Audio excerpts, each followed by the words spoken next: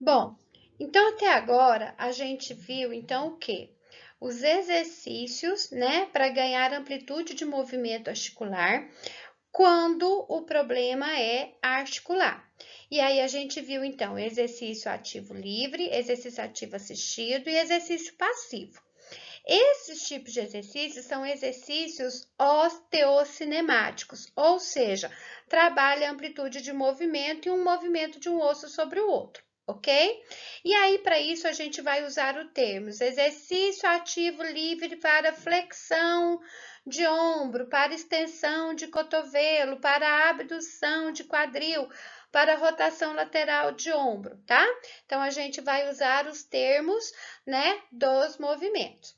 Para o alongamento, a gente vai utilizar os termos do grupo muscular. Então, alongamento para flexores de joelho, alongamento para abdutores de quadril.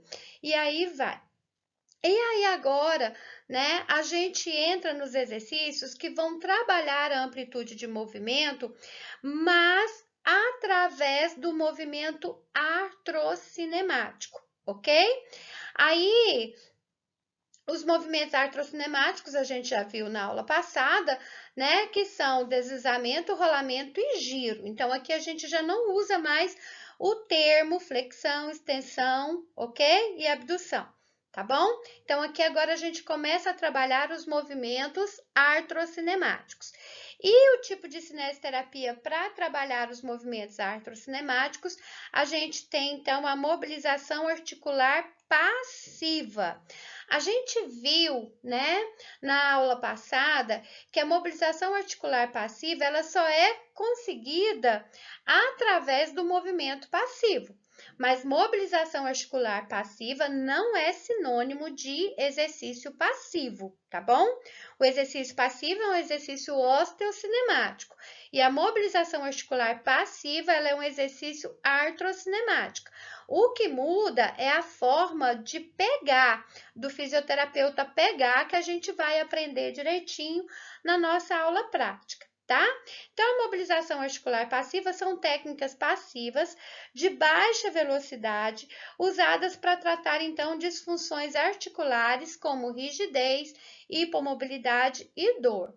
Então, a gente tem dois tipos de movimentos passivos. O movimento fisiológico, que a gente trabalha com o exercício passivo, ele é osteocinemático, e os movimentos acessórios, que a gente trabalha com a mobilização articular, que são movimentos artrocinemáticos. E aí a gente tem os movimentos integrantes, que são os movimentos fisiológicos, junto com os movimentos acessórios. E aí, né, a gente tem também a manipulação. A manipulação ela é uma técnica passiva que vai usar movimentos fisiológicos e acessórios aplicados bruscamente com alta velocidade.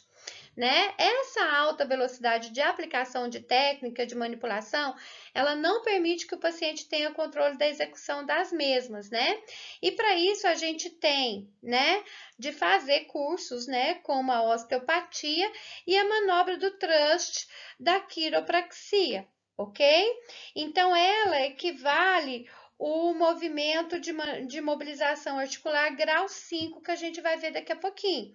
Então, na nossa aula prática, a gente vai aprender até o grau 4, tá? Porque para fazer manipulação é necessário um curso específico só para isso, ok? E aí a gente não tem carga horária suficiente para isso.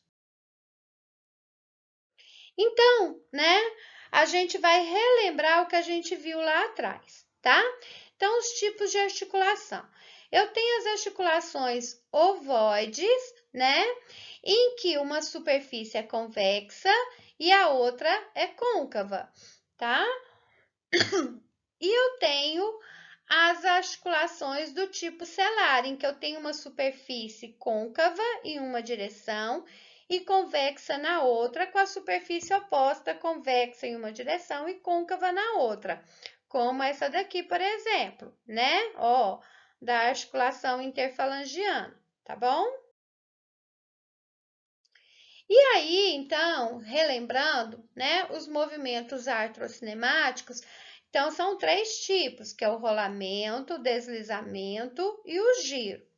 O rolamento, as superfícies, elas são incongruentes, né? O que é incongruência? Quando eu não tenho um encaixe perfeito.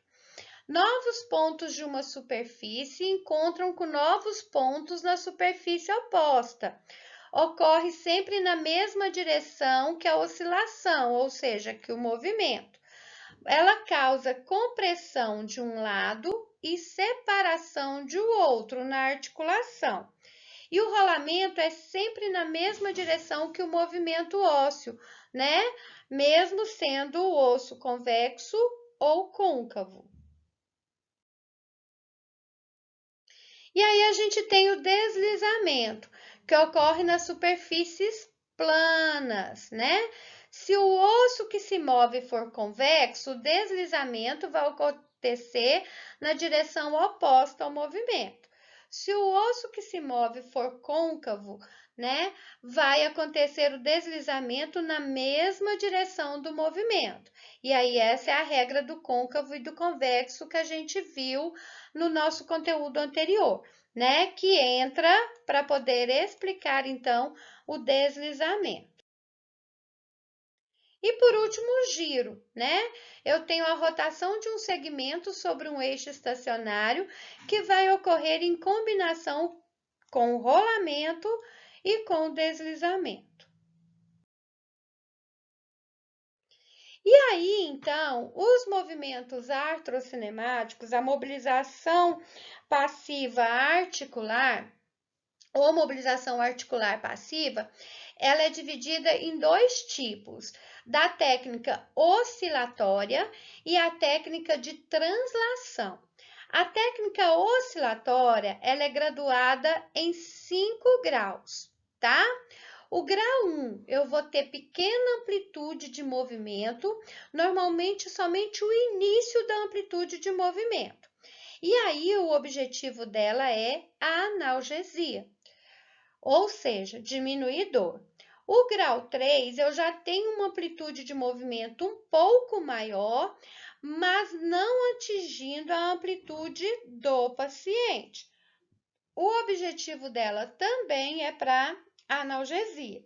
O grau 1 para casos agudos e o grau 2 para casos crônicos. O grau 3, eu já vou trabalhar uma amplitude de movimento maior até chegar o limite da amplitude do paciente. Então, o objetivo do grau 3 é manter a amplitude de movimento. O grau 4, né? Eu vou usar uma amplitude um pouco maior até chegar à amplitude normal de movimento, né? Então, é uma pequena amplitude no limite da mobilidade existente e forçada na resistência. Então, o objetivo do grau 4, então, é aumentar a amplitude de movimento. E o grau 5, também conhecido como manipulação, é o thrust, né? Que ela é feita numa alta velocidade com pequeno movimento de forma brusca, tá? Que a gente não vai aprender na nossa aula prática. Então, aqui para vocês entenderem, né? Aqui é a amplitude normal de movimento. O grau 1, eu tenho um pequeno movimento apenas no início da amplitude, com o objetivo de analgesia. O grau 2, eu tenho uma amplitude um pouco maior, sem chegar na amplitude do paciente, né? Com o objetivo também de analgesia. O grau 3, eu vou trabalhar na amplitude do paciente, com o objetivo de manter a amplitude de movimento. E o grau 4, eu trabalho na amplitude completa de movimento, né? Então, o objetivo é ganhar amplitude de movimento, ou seja, até a resistência do tecido. Se eu for a mais do que isso, eu já estou fazendo o alongamento. E se eu ultrapasso o limite de alongamento do músculo, eu ultrapasso o limite anatômico e posso causar lesões. Então, né, grau 1 e grau 2 para analgesia, grau 3 e grau 4, né, o grau 3 para manter a amplitude de movimento e o grau 4 para ganhar amplitude de movimento, normalmente são usadas na fase subaguda e crônica, né? E o grau 5 que a gente viu, a manipulação. Aí, como eu falei lá atrás, a gente tem duas técnicas: a técnica de oscilação, que foi a que a gente acabou de ver, e a técnica de translação. A técnica de translação é quando eu concilio o movimento com a tração. Aí ela é dividida em 3 graus. O grau 1, eu tenho uma pequena tração articular, né? Também com o objetivo de analgesia. O grau 2, eu já tenho uma tração articular que é capaz de produzir um deslizamento suficiente para tensionar os tecidos ao redor da articulação, e o objetivo então é manter a ADM. E o grau 4, eu já tenho uma tração junto com deslizamento suficiente para alongar a cápsula articular e os tecidos vizinhos, né? E aqui o objetivo, então, é aumentar a amplitude de movimento. Vendo aqui, né, eu tenho, então, a resistência do tecido. Então, aqui eu tenho uma amplitude de movimento, né, normal. E aqui a gente está falando de espaço articular, ok? Então, grau 1, eu tenho, né, apenas uma tração articular de pequena amplitude. O grau 2, eu traciono, né, até chegar à amplitude da articulação. E o grau 3, eu traciono até eu conseguir, então, alongar cápsula articular e tecidos vizinhos, né? Além disso, eu tenho o limite anatômico, que pode ser lesivo se eu for além disso aqui, ok? Então, as vantagens da mobilização passiva, né? É a dosagem de força. A força é aplicada perto da articulação, é uma força seletiva, né? Que vai ser aplicada no tecido desejado, e a direção da mobilização acompanha a mecânica articular. Os efeitos: um dos principais efeitos é a melhora da nutrição da cartilagem. Mantém a extensibilidade dos tecidos articulares, produz analgesia e diminuição do espasmo muscular, ela dá estímulos proprioceptivos, aumenta, né, ou mantém a amplitude de movimento, e aí vai depender, né, do grau que você utiliza, tanto do oscilatório quanto de translação, aumenta a velocidade de execução do movimento e recupera ou melhora a função estabilizadora e a função artrocinemática. Indicação, então, né? Hipomobilidade articular reversível, disfunções musculoesqueléticas articulares, doenças do sistema nervoso, traumas, limitação progressiva e imobilidade funcional, né? Contraindicação, ela é contraindicado em espondilolistese, que é o escorregamento de uma vértebra sobre a outra, hipermobilidade, lesões vertebrais com compressões de raízes nervosas, compressão da cauda equina ou da medula, né, que é uma mielopatia, e estenose, né, que é quando eu tenho a obliteração, né, a compressão do nervo, fraturas não consolidadas, fraturas por estresse, luxação e lesões ligamentares agudas, tumores e infecção, efusão articular, osteoporose, porque eu posso fraturar esse osso, doença inflamatória, como uma espondilite anquilosante ou uma artrite reumatoide, porque eu posso aumentar o processo inflamatório, problemas psicológicos com espasmos intensos, porque aí o paciente não consegue relaxar e aí eu não consigo fazer a mobilização, e má formação congênita. Tenho que ter precauções com dor excessiva, com artroplastias totais, né? Até para poder não tirar, né? Não deslocar essa articulação. Artroplastia é a substituição de uma articulação, né? Por uma artificial, que são as próteses, né?